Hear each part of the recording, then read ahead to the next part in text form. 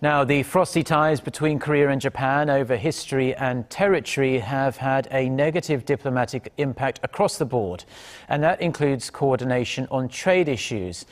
But there could be a glint of hope on the horizon as the trade ministers of both countries are set to hold a rare round of talks later this month.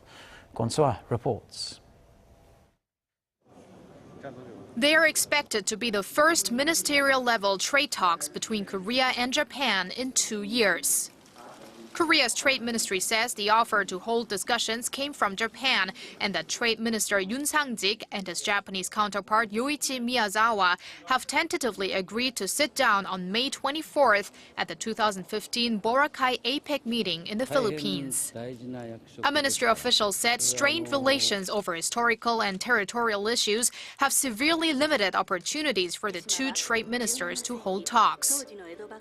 With the time and place seemingly set, the two sides may finally be able to touch on the issue of a possible free trade agreement between Korea and Japan, as well as another three-way deal including China.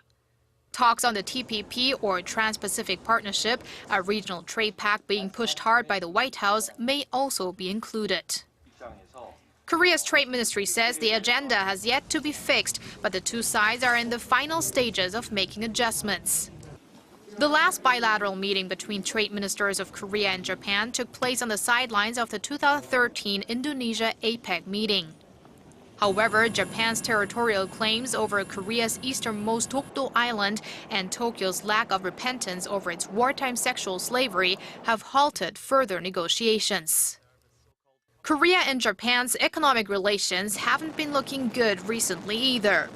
Bilateral trade dropped by almost 14% in the first quarter of this year compared to the same period last year. Analysts mainly attribute this to the weak Japanese yen, which is eating into the price competitiveness of Korean products. Kwon Soa, Arirang News.